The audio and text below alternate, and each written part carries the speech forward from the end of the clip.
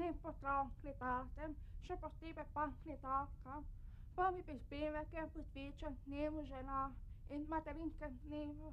Tako bomo v našem studiu imeli kratek razgovor s dvema gostiteljicama.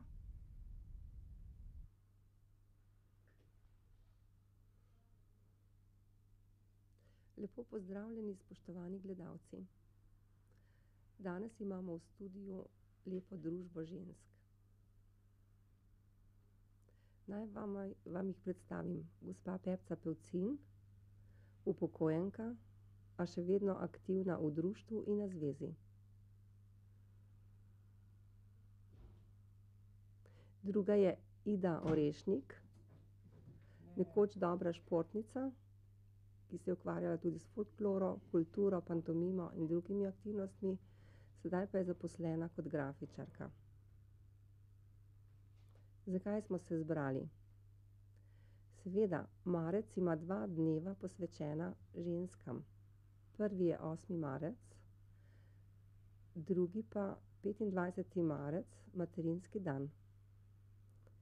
Zato ob tej priložnosti bi bilo lepo, da ženski sami povesta, kaj mislita o svojem življenju, problemih, družini, o svetu.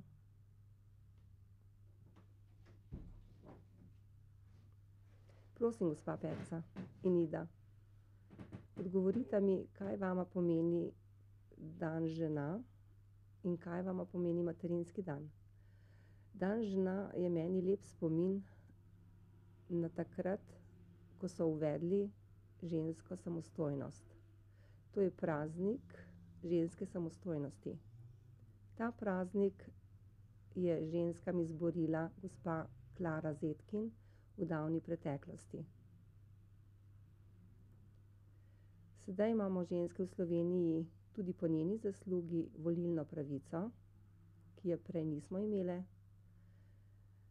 Prav tako smo enako plačane za enako delo kot moški in ni razlike med delom in plačilom.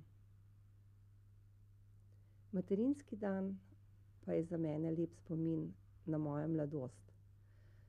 Takrat sem iskala drobna darilca in jih poklonila mami, sedaj pa to meni delajo moji vnuki. Kaj pa ti, Ida? Zdi se mi prav, da praznujemo oba praznika.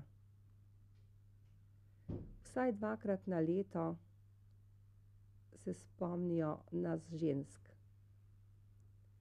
Materinski dan praznujemo v krogu družine,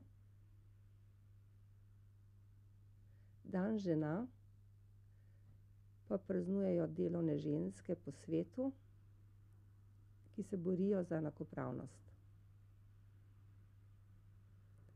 Po svetu se borijo za enakopravnost še vedno, ampak tudi vi ste imeli včasih težave in težke borbe, življenje ni bilo lahko. Ali se spomnite teh časov? Ja, se spominjam.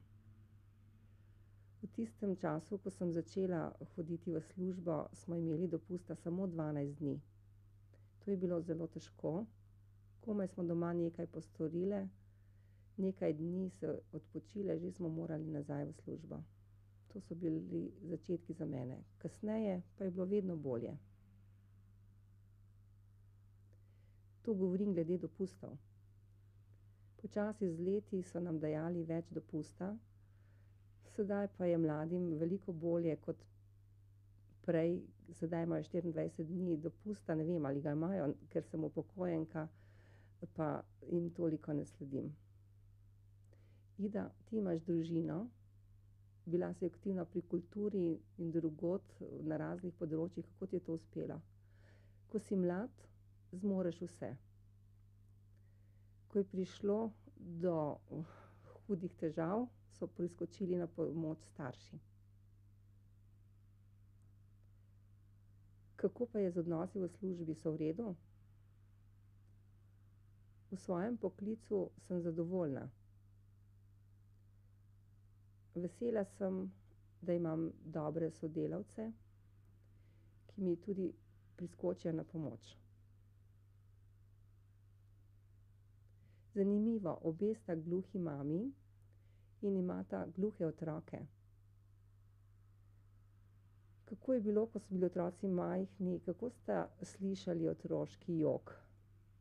Slišal sem, da so nekoč z nitko povezali roko in otrokovo nogo, da je pač potem mama vedela, da otrok joka. Tudi to sem jaz slišala, ampak pri meni tega ni bilo.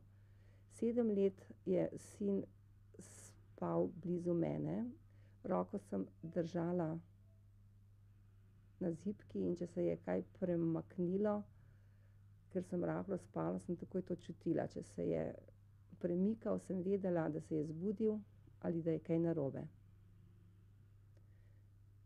To je bilo težko, zdaj je mnogo lažje. Ti pa si imela baby alarm. Kako ti je koristil?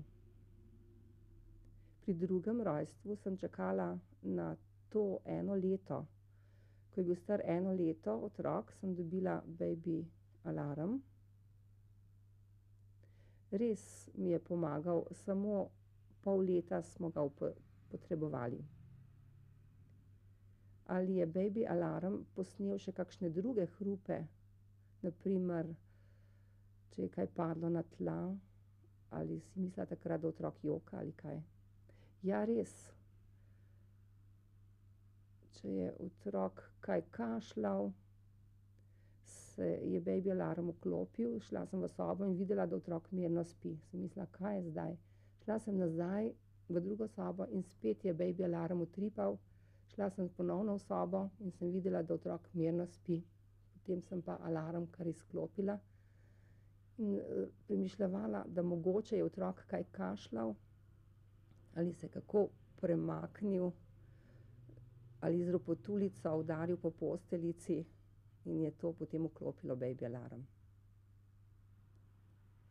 Ali sta imele še kakšne druge probleme pri vzgoji gluhih otrok?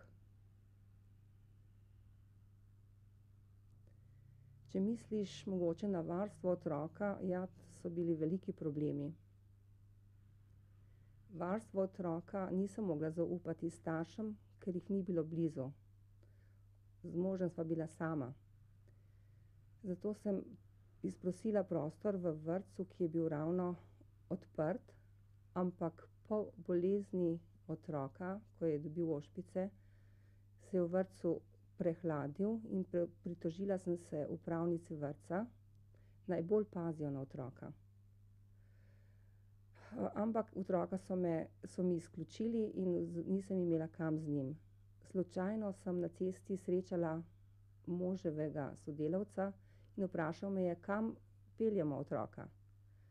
Svojo zgodbo sem mu povedala in ta človek mi je pomagal, da sem dobila prostor v drugem vrtcu. Potem je bilo boljše, dokler ni šel v zavod, v zavodu pa je ostal do svojega poklica. Kako pa ti, Ida, kakšne probleme si imela s hčerko ali sinom? Posebnih problemov pri vzgoji otrok nimam.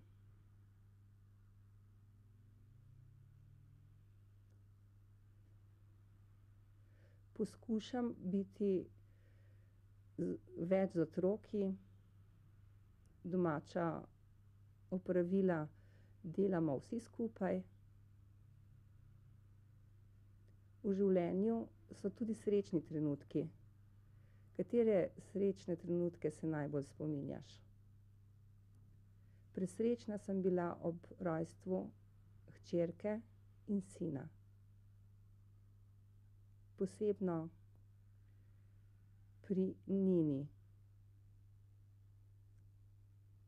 ko je spregovorila prvo besedo. Pepca, kaj pa ti? Tudi jaz sem bila srečna ob rojstvu sina, še posebno, ko sem videla, da je otrok zdrav. Gluhi imamo društva in zvezo. Ali sta dobili kakšne pomoči od teh organizacij? Nikoli nisem potrebovala osebne pomoči od društva za svojo družino ali zase. Vedno sem svoje in naše probleme reševala sama. Sedaj živimo v svobodni državi. Dobili smo demokracijo, ampak izgubljamo pa tudi na socialnih pravicah. Življenje je težje. Kaj mislite o tem, Pepca? Varčno živim, drugače ne gre. Obrnem vsak tolar in premislim, kaj je potrebno kupiti, kaj ne. Ne kupujem tistega, kar ni potrebno. To je bistvo. Druga stvar pa je, da veliko stvari sama naredim, pletem, kvačkam, šivam za sebe, za vnuke in to veliko prihraniš. Tudi na vrtu veliko zelenjave sama pridelam in ta je bolj zdrava kot tista, ki jo kupiš na trgu. Kaj pa ti misliš, Ida? Ja, za službo me skrbi, ker vidim, koliko ljudi je sedaj brez dela, brez kruha. Kaj pa ti pričakuješ od prihodnosti? Imam samo eno željo, da bi bila družina zdrava, da bi obdržali službo, mirno delali do upokojitve. Najlepša hvala za razgovor obema.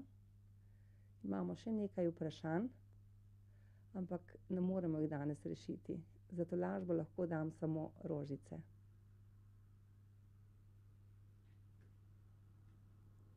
Ta vprašanja bi lahko reševali drugi, na primer ministrstva, vlada, ki imajo moč in možnost, da vsem Pepcam zagotovijo mirno življenje do upokojitve in vsem Idam pošteno službo in zaslužek in tudi mladim, ki bodo prihajali v življenje, da bi jim bila odprta vsa pota,